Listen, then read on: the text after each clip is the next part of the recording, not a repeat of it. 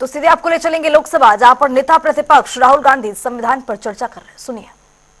Our ancient times have become the basis of our culture, customs, thought and practice. This book for centuries has codified the spiritual and divine march of our nation. Today, Manusmriti is law. These are the words of Savarkar.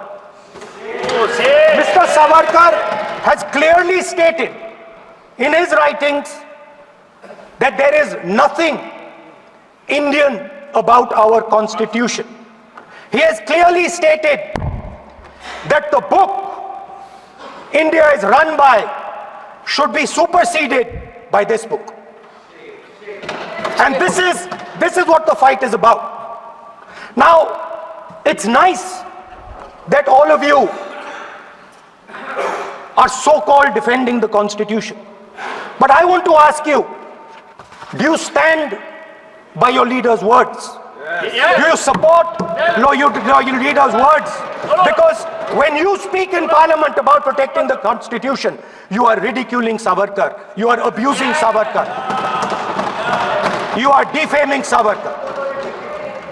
I'd like to quote also in Hindi. Bharat के संविधान के बारे में सबसे बुरी बात तो यह है कि इसमें कुछ भी भारतीय नहीं है। भारत के संविधान के बारे में सबसे बुरी बात तो यह है कि इसमें कुछ भी भारतीय नहीं है। यह आपके नेता ने कहा था,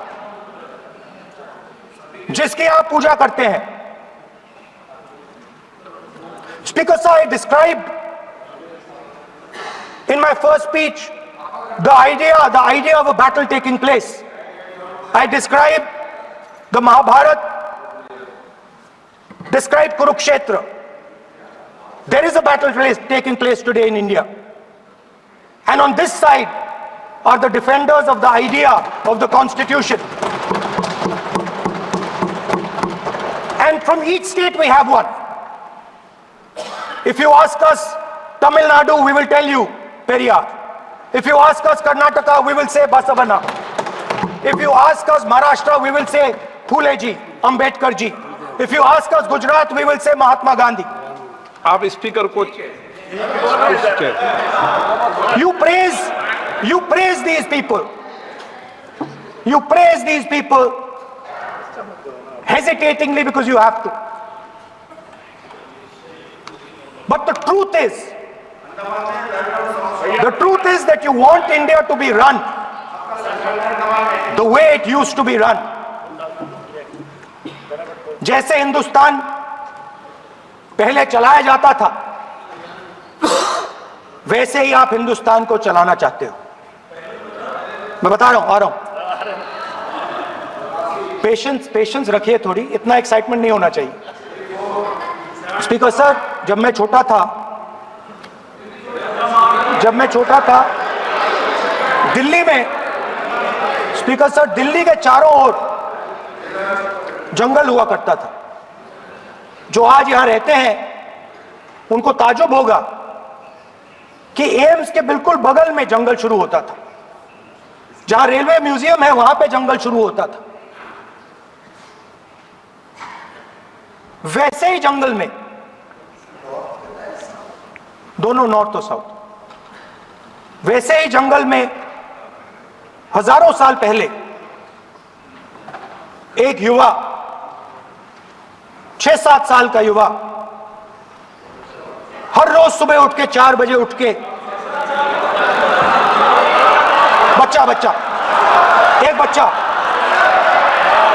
बच्चा, वाह बहुत बढ़िया, एक बच्चा 4 बजे उठ के तपस्या करता था।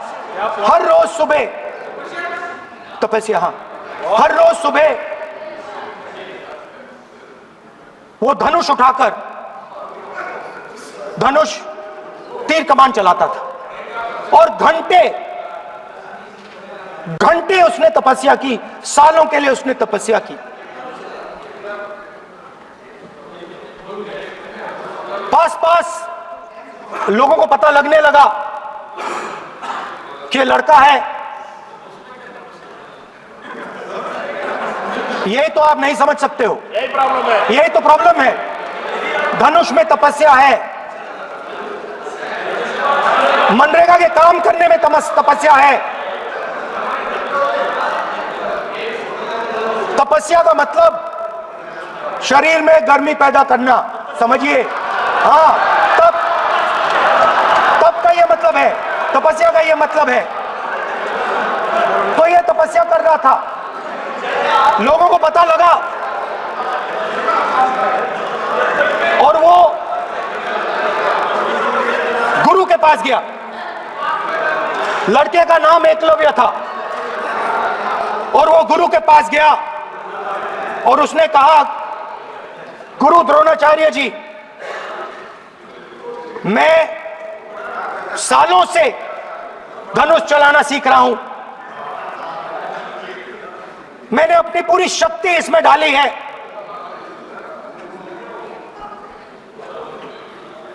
आप मेरी मदद कीजिए, आप मेरे गुरु बनिए।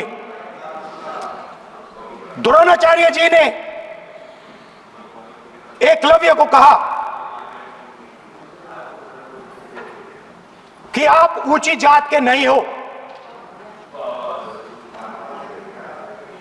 आप ऊंची जात के नहीं हो, आप द्विजा नहीं हो, मैं आपका गुरु नहीं बनूंगा, यहां से तुम चले जाओ। और एकलव्य चला गया। फिर से एकलव्य ने तपस्या शुरू की, फिर से तपस्या शुरू की। कुछ साल बाद द्रोणाचार्य जी और पांडव उसी जंगल से निकले। एक कुत्ता भौंक रहा था, कहानी आपने सुनी है, सुना देता हूं। कुत्ता भौंक रहा था, अचानक कुत्ते की आवाज शांत हो गई। द्रोणाचार्य जी और पांडव पास गए और उन्होंने देखा कि तीरों के जाल में कुत्ता फंसा हुआ था, मुंह में तीर था एक। हाँ, मगर कुत्ता तीरों के जाल में फंसा था, एक तीर मुंह में थी, शांत था कुत्ता, मगर कुत्ते को चोट नहीं लगी। एकलव्य ने अहिंसा के साथ कुत्ते को शांत किया था। द्रोणाचार्य जी आते हैं और एकदम पूछते हैं, तुम्हें यह किसने सिखाया? एकलव्य जवाब देता है, द्रोणाचार्य जी, ये मैं सीखा हूं, मैंने तपस्या की है, घंटों मैंने प्रैक्टिस की है।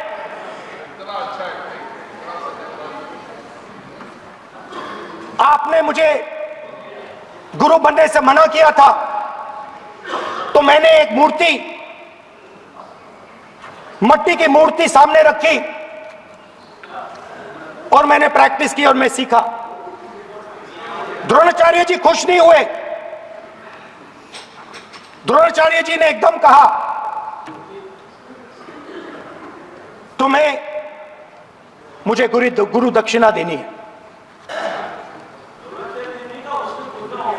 नहीं नहीं, ये आपकी स्टोरी है, ये आपकी स्टोरी है। मेरी स्टोरी है कि द्रोणाचार्य ने पूछा।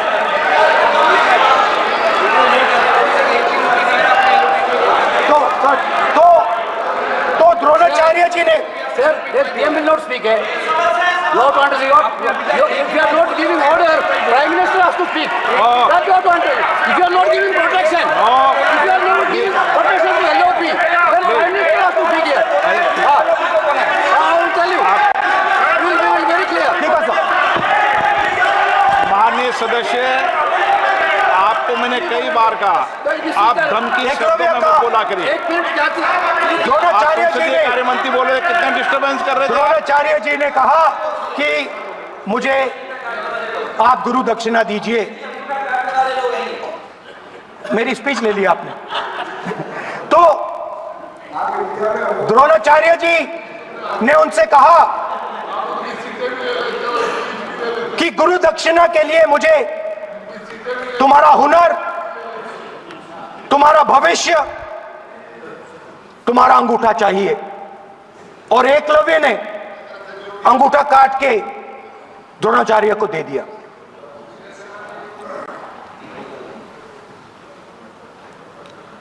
यह अभय मुद्रा है। इसमें कॉन्फिडेंस, स्ट्रेंथ, निडरता कहां से आती है? हुनर से आती है, इस अंगूठे से आती है। ये लोग इसके खिलाफ हैं। जैसे द्रोणाचार्य जी ने एकलव्य का अंगूठा काटा, वैसे ही आप पूरे देश का अंगूठा काटने में लगे हुए हो। आप जैसे ही एकलव्य का, जैसे द्रोणाचार्य जी ने एकलव्य का अंगूठा काटा, वैसे ही आप हिंदुस्तान के युवाओं का, जैसे ही एकलव्य ने,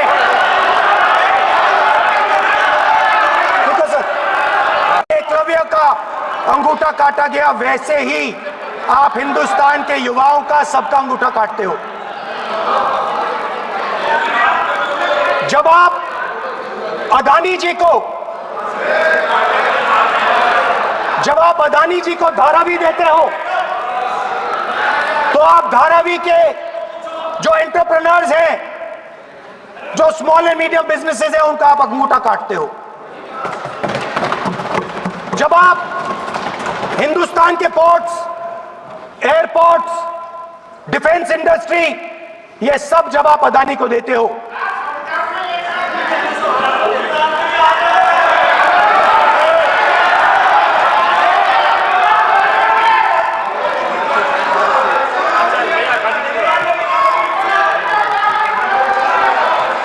हिंदुस्तान के सारे जो फेयर प्ले बिजनेसेस हैं, जो ईमानदारी से काम करते हैं, आप उन सब का अंगूठा काटते हो जब आप अदानी की मदद करते हो। कॉन्स्टिट्यूशन में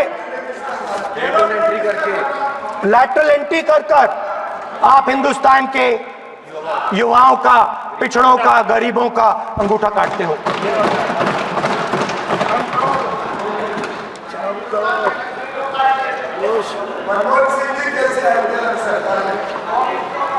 सर, स्पीकर सर, जैसे एकलव्य ने प्रैक्टिस की थी, वैसे ही हिंदुस्तान के युवा सुबह उठकर 4 बजे उठकर अलग अलग एग्जाम्स की तैयारी करते हैं।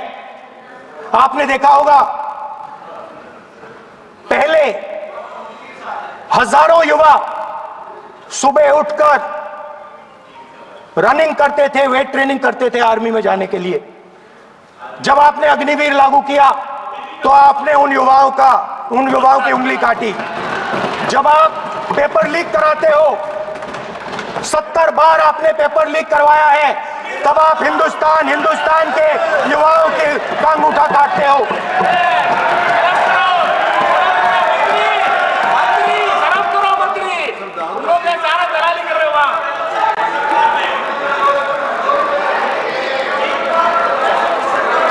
आज बाहर, दिल्ली के बाहर आपने किसानों पर टीयर गैस चलाया है, आपने किसानों पर लाठीचार्ज किया है। किसान आपसे एमएसपी मांगते हैं, सही दाम मांगते हैं, मगर आप अदानी को फायदा पहुंचाते हो, अंबानी को फायदा पहुंचाते हो और किसान का अंगूठा काटने का काम करते हो। देखिए, हम कहते हैं अभय मुद्रा, हम कहते हैं डरो मत, आप कहते हो हम आपका अंगूठा काट देंगे। ये फर्क है। एक तरफ कौन सर बोले, मेरे कहना है कि हम एक मिनट प्लीज बैठिए, आप बैठिए, प्लीज बैठिए, आप बैठिए। आज हम भारत के संविधान की 75 वर्ष की गौरवशाली यात्रा पर कर रहे हैं, और कर भाई ये चर्चा हुई थी कि हम संविधान की चर्चा करते समय उसकी उच्च कोटि की ये अपेक्षा है। आप स्पीकर सर, आप राष्ट्रपति भाषण नहीं है। कॉन्स्टिट्यूशन में कहीं नहीं लिखा है कि मोनोपोली होनी चाहिए। कॉन्स्टिट्यूशन में कहीं नहीं लिखा है कि पेपर शरीक होना चाहिए, कॉन्स्टिट्यूशन में कहीं नहीं लिखा है कि अग्निवीर होना चाहिए, कॉन्स्टिट्यूशन में ये सब नहीं लिखा है, इसलिए मैं यहां रेस कर रहा हूं। कॉन्स्टिट्यूशन में नहीं लिखा है कि हिंदुस्तान के युवाओं का अंगूठा काटना चाहिए, उनका जो हुनर है उनसे छीना जाना चाहिए।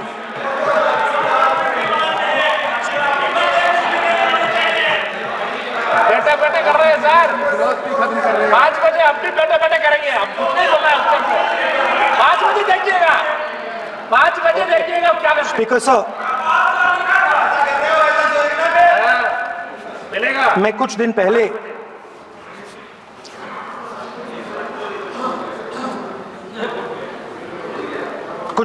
मैं हाथरस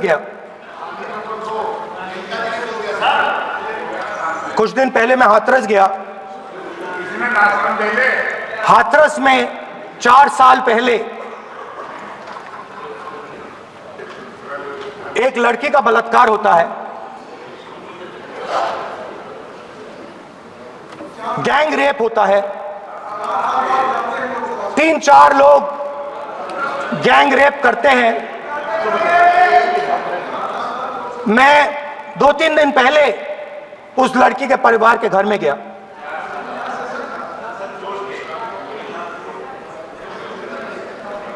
जिन्होंने गैंग रेप किया वो बाहर घूम रहे हैं और लड़की का परिवार अपने घर में बंद है। लड़की का परिवार बाहर नहीं जा सकता है। जो अपराधी हैं वो उनको रोज धमकाते हैं और वो बाहर घूमते हैं।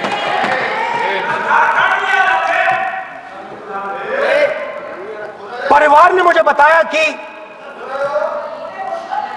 बेटी का जो अंतिम संस्कार था वो भी नहीं करने दिया और चीफ मिनिस्टर ने इसके बारे में खुलकर मीडिया में झूठ बोला है। ये कॉन्स्टिट्यूशन में कहां लिखा है? ये कॉन्स्टिट्यूशन में कहां लिखा है कि जो बलात्कार करते हैं वो बाहर रहे और जिसका रेप हुआ है, जिसके परिवार, उस परिवार को बंद कर दिया जाए? कहां लिखा है कॉन्स्टिट्यूशन में? ये आपकी किताब में लिखा हुआ है, मनुस्मृति में लिखा है, मगर कॉन्स्टिट्यूशन में नहीं लिखा। और अगर आप कहते हो कि यूपी में आपका राज है और वहां पे कॉन्स्टिट्यूशन नहीं लागू होता है, वहां पे मनुस्मृति लागू हो रही है।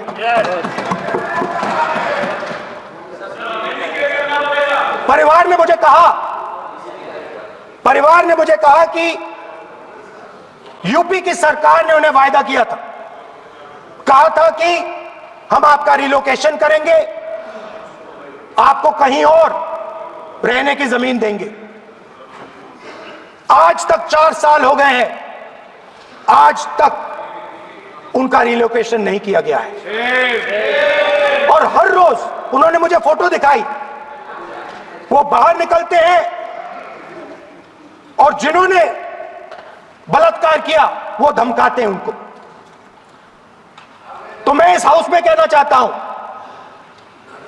कि अंबेडकर जी के संविधान वाले लोग, इंडिया गठबंधन वाले लोग, हम सब मिलकर उस परिवार का रिलोकेशन हम करेंगे अगर आप नहीं करोगे तो। और हिंदुस्तान के हर गरीब व्यक्ति को हम ये कहना चाहते हैं, आपकी रक्षा कॉन्स्टिट्यूशन करता है और ये बीजेपी के लोग कॉन्स्टिट्यूशन पर 24 घंटा आक्रमण करते रहते हैं। कॉन्स्टिट्यूशन में लिखा है prohibition of discrimination on grounds of religion, race, caste, sex और place of birth. The state shall not discriminate against any citizen on grounds only of religion, race, caste, sex, place of birth or any of them. Some days back, youngsters from Sambal came to see me. Innocent people, they had done nothing. They were just, वो बस पास में थे, 5 लोगों को गोली मार के हत्या कर दी। ये कहां लिखा है कॉन्स्टिट्यूशन में? ये कहां लिखा है? कॉन्स्टिट्यूशन में तो लिखा है prohibition of discrimination of grounds of religion. और जहां भी आप जाते हो, एक धर्म को दूसरे धर्म से लड़ाते हो, नफरत फैलाते हो। कहां लिखा है कॉन्स्टिट्यूशन में? कहां लिखा है कॉन्स्टिट्यूशन में कि एक धर्म को दूसरे धर्म से लड़ाना है? कहां लिखा है कॉन्स्टिट्यूशन में कि दलित परिवार को बंद करके अंदर रखना है और उनके अपराधियों को बाहर घूमने देना है? कौन से कॉन्स्टिट्यूशन में लिखा है? मुझे दिखाइए।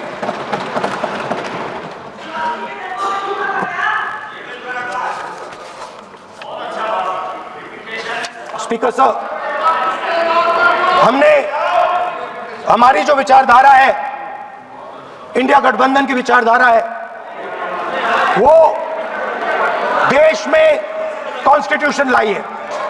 हम सब मिलकर कॉन्स्टिट्यूशन की रक्षा करते हैं। अंबेडकर जी ने कहा था, if there is political equality but no social and economic equality, political equality will be destroyed। ये अंबेडकर जी के शब्द हैं और आज ये बात सबके सामने है। पॉलिटिकल इक्वालिटी जो थी वो खत्म हो गई है। हिंदुस्तान के सारे इंस्टीट्यूशंस कैप्चर कर लिए गए हैं। सोशल इक्वालिटी नहीं रही, फाइनेंशियल इकोनॉमिक इक्वालिटी नहीं रही। इसीलिए हमारा अगला कदम जाति जनगणना होगा। हम देश को दिखाना चाहते हैं कि आपने किन लोगों का और कहां कहां अंगूठा काटा है।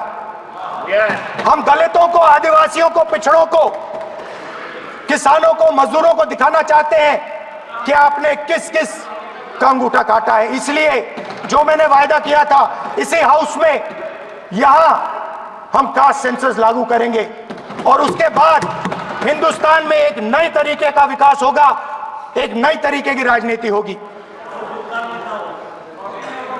जो मैंने पहले कहा था, जो आपको अच्छा नहीं लगता है, 50% रिजर्वेशन, उस दीवार को हम यहां तोड़ेंगे। 50% रिजर्वेशन की दीवार और जाति जनगणना हम यहां करा के दिखाएंगे। आपको जो कहना है कर लो, कह लो। स्पीकर सर, बहुत बहुत धन्यवाद।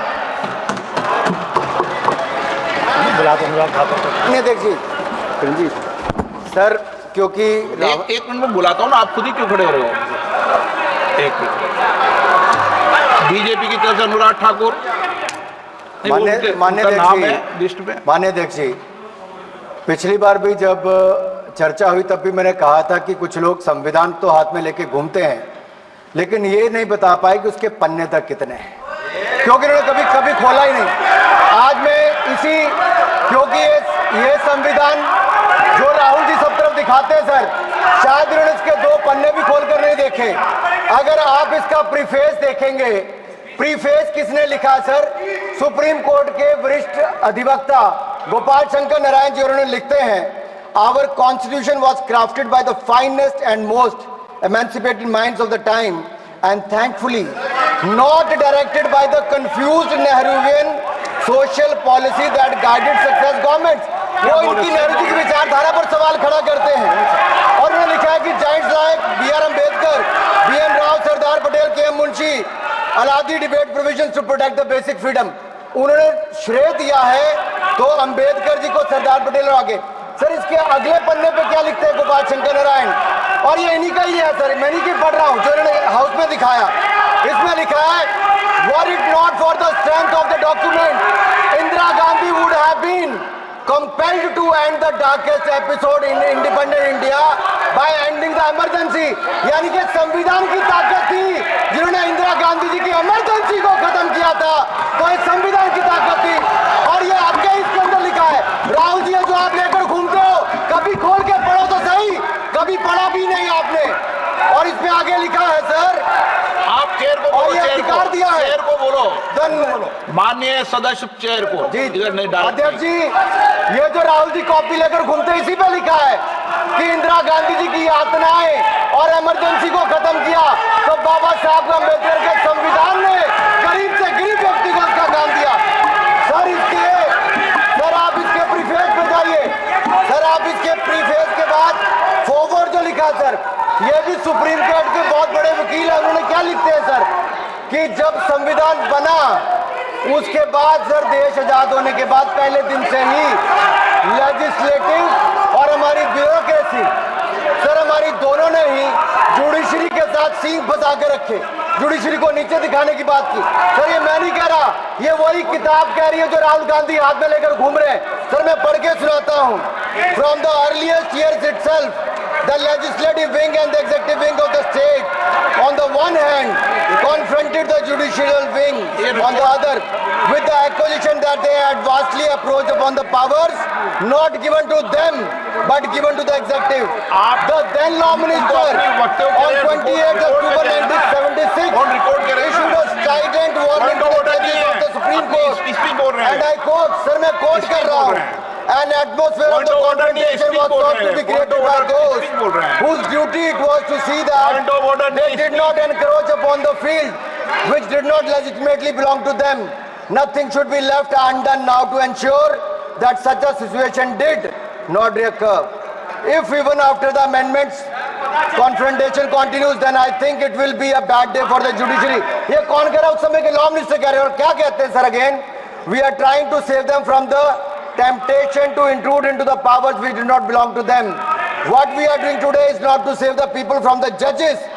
ये कह रहे हैं we are trying not to save the people from the judges but really enabling the judges to save them from themselves. This was said during the emergency which hit the nation like tsunami and brought about the realization and the constitution could not be subverted. Sir अगर ये संविधान जो बाबा साहब अम्बेडकर ने दिया उसी ने देश को बचाया, राहुल जी कभी इसको पढ़कर देखिए। गांधी परिवार और कांग्रेस पार्टी का पूरा कारनामे इसके अंदर लिखेंगे, कैसे आपने धज्जियां उड़ाई। एक तो एक दूसरा ये जो कहते हैं बीजेपी के लोगों को सर ये मनगढ़ंत आरोप, सर ये अंगूठा काटने की बात करते हैं। इनके राज में सिखों के गले काटे गए, सिखों के ऊपर कत्लेआम किया गया, सिखों के बाद दंगे सबसे ज्यादा हुए तो कांग्रेस के समय हुए। और आपको देश से माफी मांगनी है, अगर आज भी नहीं मांगेंगे तो संविधान जितना मर्जी जेब में डालिए। आप संविधान को जेब में लेकर घूमते सर, इन्होंने संविधान को तार-तार करने का काम किया है। इनको देश से माफी मांगनी चाहिए। मुझे आपका संरक्षण इसलिए चाहिए था कि झूठे आरोप लगाने बंद करे। ये संविधान की रक्षा आपने कभी नहीं की। इमरजेंसी जैसा कालखंड आया और संविधान को बार बार तार किया, संशोधन किया, तो आपने और आपकी पार्टी ने किया। धन्यवाद सर। श्रीकांत शिंदे। धन्यवाद अध्यक्ष जी। हाँ स्पीच हुई है ना, उनकी स्पीच हुई है। 9 पॉइंट उनकी स्पीच हुई है।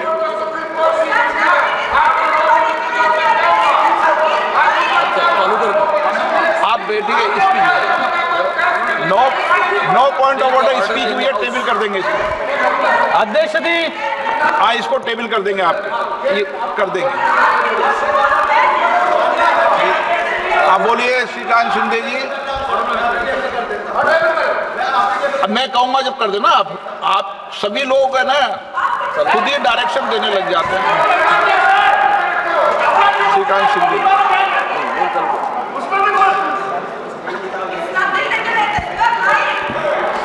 धन्यवाद अध्यक्ष महोदय कि आपने मुझे आज संविधान के 75 वर्ष पर हो रही चर्चा पर अपनी पार्टी शिवसेना की तरफ से बोलने का अवसर दिया। मैं सबसे पहले भारत रत्न डॉक्टर बाबा साहब अम्बेडकर, सभी स्वतंत्रता सेनानी, संविधान के सदस्य और इमरजेंसी के समय जेल गए संविधान सेनानियों को नमन करते हुए अपनी बात की शुरुआत करता हूं। आज एक ऐतिहासिक दिन है क्योंकि इस सदन में हमारे संविधान जो हमारे लोकतंत्र का, हमारे समाज का और हमारे संसद का स्तोत्र है। मैं अभी राहुल जी को सुन रहा था, मुझे लगता है कि संविधान को छोड़कर सभी बातों पर उन्होंने प्रकाश डालने का काम यहां पर किया। गए वक्त आप सुन लीजिए, अभी हमने आपका सुना। गए वक्त भी अभय मुद्रा की बात कर रहे थे, आज भी अभय मुद्रा के बाहर राहुल जी आए नहीं। अभय मुद्रा जो है वो नॉन वायलेंस सिखाता है, लेकिन जैसे अनुराग जी ने कहा कि ये यहाँ पर सुनिए यहाँ पर इन्होंने कहा, आप बैठिएगा प्लीज। इन्होंने यहाँ पर बोला, आप बैठिएगा प्लीज। अरे आप जरा प्लीज प्लीज अरे सुनो भी, सुनना भी सीखो, सुनना भी सीख लो। एक्सक्यूज मी, बैठिए अभी, उनको बोलने दीजिए। You please don't talk in between, I will give you chance. अरे बाहेर आहे त्याच्यातून, घरी बसवलं सगळ्यांना आता, कोण आहे? Please please address the chair please.